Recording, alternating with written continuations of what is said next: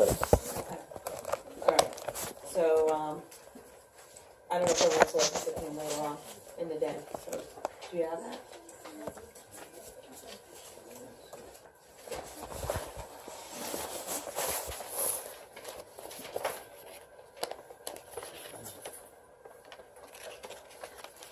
I could just read it off for you if you want. Okay, It's yeah. probably easier for just me to read it off. So we conducted a speed survey on 3 different days, approximately 1 hour a day. We chose one of the afternoon or evening rush hour type of thing to get the most amount of cars. We actually surveyed 142 cars, which is approximately 47 cars an hour. As you know, the speed limit is 30 miles per hour. The average speed when we took all the cars combined is 25 miles per hour. So the average speed is actually under what's posted. The highest speed that we recorded was 39 miles per hour. There were actually 2 vehicles that were recorded at 39. The lowest speed we recorded was 18 miles per hour. So basically the total amount of cars that exceeded the speed limit out of the 142 was 27. 19 of which was under 35 miles an hour. 8 of which ranged between 36 and 39 miles per hour. There were no cars during that survey that went over 39 miles per hour. Of the 27 cars that were above the speed limit, the majority of them, 22 of which were traveling northbound. And the area that we actually went to 3 different areas on Washington, and the area that was that we got the most speeding was on Washington and Harrison, and that was vehicles that were traveling north from 25A. So hopefully that'll help the board figure out what they want to do on as far as Washington is concerned. I don't know what to do with it yet, but Yeah, you have the it's up in information, the right? air, yeah. Okay. Yeah, just one thing, it's just a tough one, that's basically the other two. Yeah, Yeah. absolutely, absolutely, it's sitting on my porch, I'm using my porch, sit out there every night, it just seems like a lot. It does, it's really good. Yeah. Do you still want to consider a speed limit down to 25? You know, let's look at other options Okay. at this point. I don't think that that's, you know, I mean, definitely speed bumps are out. There's no question about that. You know, speed limit reduction. We'll see what happens. I mean, maybe it's just a matter of that intersection being something that we gotta look at. Because it's a 4-way. We only have, maybe one, no, we have a stop sign at that 4-way. Down by Cowboy Park? On there? We're on Cedar Yeah. and Birchwood Okay. and Washington, that cross street right there. So, we'll see what happens. We'll look, but it was surprising. Do you have anything? You can cover it down. We covered it all. We do have one thing coming up on the agenda, which is to hire a special prosecutor. I am requesting that from the board, and I think that that's a good idea to do. You know, we have a matter coming up in the court calendar. I think it's something that we should do that for. My recommendation. In the future, there may be other things that I recommend. Okay. I just want to say the person is charging a low municipal rate. He's very experienced and he's charging a low municipal rate. Hourly rate, I think $2.25 an hour, which is just above what I charge him. Arda? I don't think she's here. Maybe she didn't realize today was Monday. Yeah, I emailed her the other day, but maybe she forgot, so. Okay, harbor test, you wanna read that?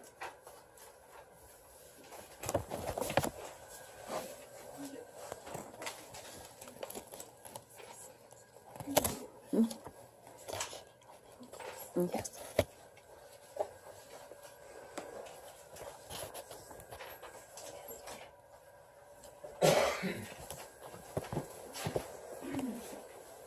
Okay.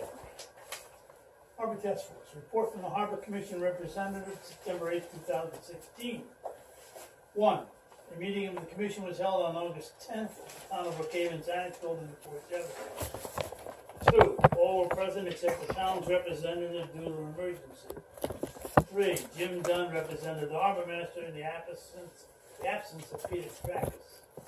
Major events in the preceding month were: A multi-agency operation SHIELD stopped 5 foreign vessels, 3 of which had entered the U.S. illegally. B, an oysterman was caught by the DEC with 2,000 speed oysters and issued 15 summonses. C, new speed limit signs have been prepared for the JD Towers, the entrance to Pirates Cove. D, the work order has been returned to service and repairs. E, Mr. Dunn prepared several copies of a chart of the harbor, color coded to show the mooring areas and areas where speed limits apply. F, mooring revenues to date is $126,860, which is $2,300 less than last year. This is attributed to just a few boat owners wanting moorings, fewer boat owners, while 50 locations are unused. Next meeting of the commission will be held in September. Respectfully submitted, John Lane, Poquott representative. By the way, they're on 26,000 town gables. Public comments and discussion. John Hubbard, and I have two issues. I was wondering when you're going to replace our incorrectly spelled signs on Van Brunt Manor Road. You want to present, Gary? 6 of them. I think she might not have heard you at the last meeting. Yeah, when they come in, we'll have them replaced right as soon as possible. You've They've been ordered, right? They're They've been ordered. ordered. Oh, good, thank you. The second is, wonder again when I'll get a response to my FOIL request, which I submitted in May 2016, so it's many, many months. But I've been waiting to see the documents that have been copies. I'd like to see the copies of documents that have been filed with Suffolk County in regard to Maybeth Drive. And I don't understand why I can't view those documents. The village clerk will get back to you with an answer as soon as he has one. But that never happens. I mean, I'm I just ask, letting you know that's the answer. I ask every meeting, and that's what I'm told, and it never happens. When he has an answer, he'll send it to you. Well, he doesn't have an answer. Joe That's- Pocock has an answer. Okay, That's again, not my name, what did you say? I said, I would like to see the documents that you filed in regard to Maybeth Drive. A response to your FOIL request was drafted and provided to the clerk to respond to you.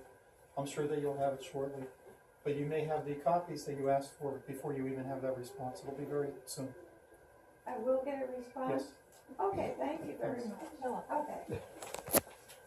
Okay. I picked up the printed, Felicia Chillock, Washington Street. I picked up the agenda, and this morning I had emailed you, I emailed you and the whole board regarding adding the Civic Association event to the agenda. And you had responded that it was printed and you couldn't do it, which I understood. But when I arrived here, I see it was changed and printed, a different agenda that was not posted this morning. So I just wanted to ask why that happened.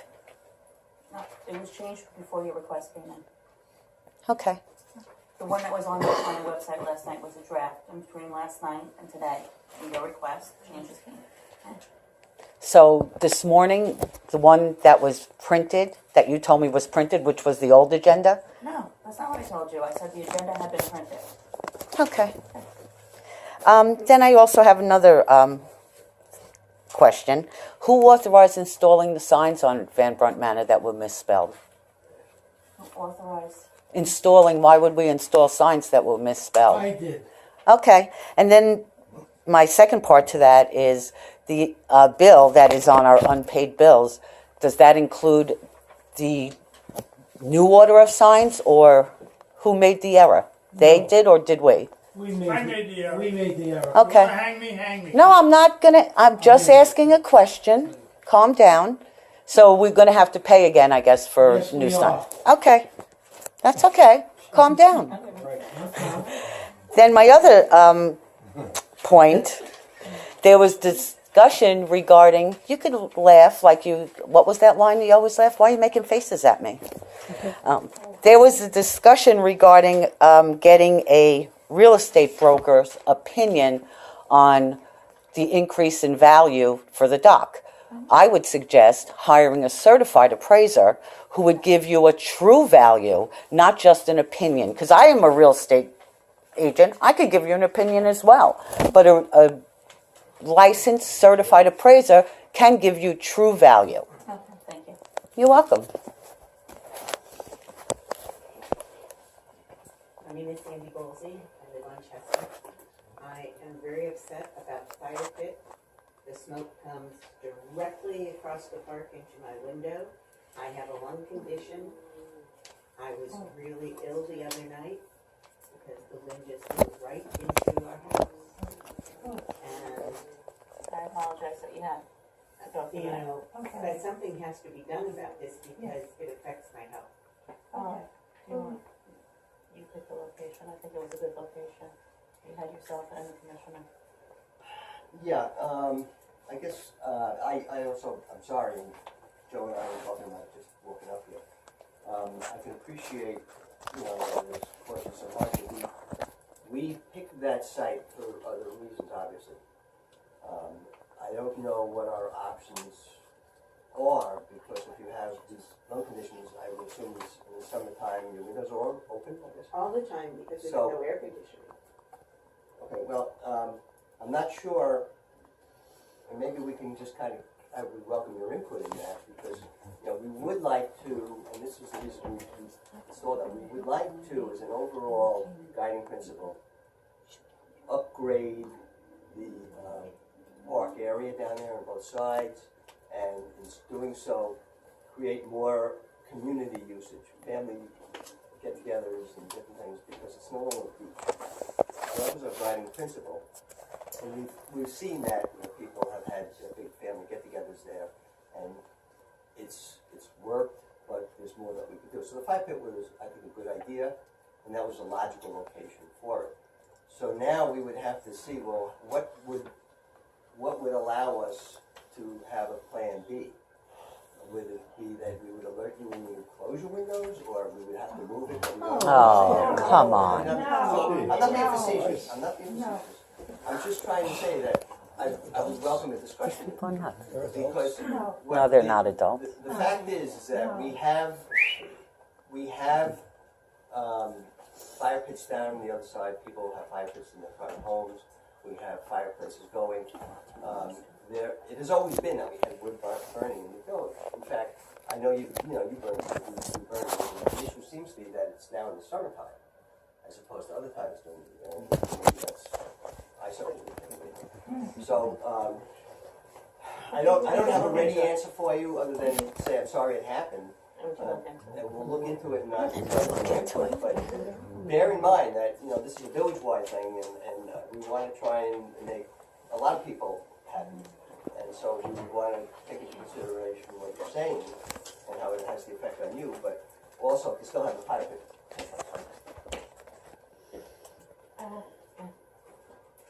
Hi, my name is Dan Bolsey. I live closest to the fire pit.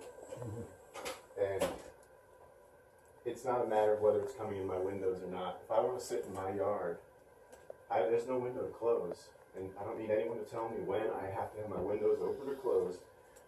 According to Village Code, Chapter 99, Article 1, no person shall be an offensive or disorderly act or thing interfere with any person or property. The fire pit must be removed. Thank you. Oh, yes. Yes, Joan Hubbard, Van Trump Manor Road. I learned from working in the village hall that no outdoor fire may interfere with a person. And all you have to do is call the fire marshal. The fire marshal comes, he sees a fire, and if it's interfering with anyone's comfort, he puts it out. And Thank you. gone. That's the law. And the person to call is the fire marshal. Thank you. Any other May I questions? speak again? I don't want it to be a constant battle. I understand It's, that. the location is poor, and I'm sorry. And when it comes time for the community to make decisions to enable us to get together as a community, I think that's incredibly wonderful, and I'm very thankful for it. But this is a very poor solution, and I don't think it was well thought out. We're in the constant wind pattern. The wind is always coming off the water. It changes directions. We're on the hill. We're literally, we're in the chimney of it. I mean, I wish it would work for people, but it doesn't, and it's not going to. And I don't want to be, I don't want my neighbors to hate me because I got to speak up for the health of my children and my family, and I don't want to go on and on. Okay, we I understand. just, thank you. And we don't care. Any other comments?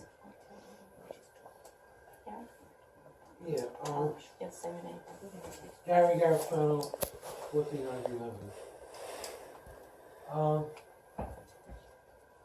John, park cars with the stickers. I'm just throwing this out there. It was probably discussed already. You gotta make up signs. Something like, just something. I'm just throwing this out there. Permits required. Yeah, park cars required, Village of Poquott parking stickers, just something like that. Another thing I was telling Joe, when we had the signs made up, there's specifications on the thickness of the signs. I know it doesn't sound like much, but according to the thickness of the signs, these specifications prevent them from bending in the wind and flexibility. What I'm thinking is when we have, Mayor, you mentioned when we paved the street, you guys were mentioning something down on Washington, when you have a heavy truck, you were thinking of using concrete. When we pave like a heavily used street, can we maybe in the future, somebody write a specification on this? For instance, like, this is the Long Island Expressway in Sunrise. They use concrete. I mean, I'm sure it's a fortune, but it's not a bad idea if we've got trucks coming through and lawn guys. We only have it at this time because they're doing construction. And Yeah. their permanent fee should be allowing for the road to be fixed. But there's so many houses on Chestnut being done right now that we may have to go back and reassess them to fix the road. Yeah. It's not a normal everyday. It's not a In a normal normal day, it's just the garbage man or the snow plow. But that's a heavy truck. That's But it should be able to be handled on an asphalt street. Yeah, it's not every day for years. Well, that's what I'm just saying. That and if this dock thing ever goes through, same thing with whoever goes out to bid, spec writing. Who writes the spec? Exactly. Yeah, I know. Okay. Any other comments? Just a heads up. Mike? You. Hi, Yes, Mike Swanson, 16 Washington Street. I have to express thank you and gratitude to Mayor, the Deputy Mayor, and the rest of this board, and our town attorney and our village clerk, of course, included, Gary Garofano, for a lot of wonderful things that I have seen, observed, watched, change for the better in this village since I first moved in. And it makes it more pleasant for neighbors, and it is a neighborly town now. And I'm just thankful to see this growth that has occurred over the last couple of years, and I thank you all very much. Any other comments? Resolutions? There's a comment. I have a question. Who is the Can you say your survey? name and Susan Laskowski. Where's the, who is gonna get a copy of the survey? Is it like everybody over 18 in the village? Oh, Is we're it, not up to that point yet, right? We're just Did that designing that. last meeting? no, I wrote a note to y'all that it was Yeah. really a kind of an untimely, not a good time. One of the residents had brought up that she felt that only homeowners, and then it became literally homeowners, but not home renters. And then we talked about, how many people in a household would have a vote if you all look at the survey that way. There's a lot of ways of looking at this, and I don't know that we're even close to discussing that. So it's an open discussion, and we're aware that it's an issue we have to to agree upon, and that it's not easily done because it could affect the total number who voted this way and that in terms of service. Right now, we don't have an answer. Joe Bolzing and Justin Street. There was a survey done by a person about the dock being in different locations or different structures. But in there, they mentioned that the oyster dock was in California Park. It never was in California Park. It's just not there. It's, you know, well west of that. Okay. There was a dock there that was the Brickyard dock. That's gone. And that was also used, I think, for ferries. I don't know, before my time, but just to make the record fill up correctly.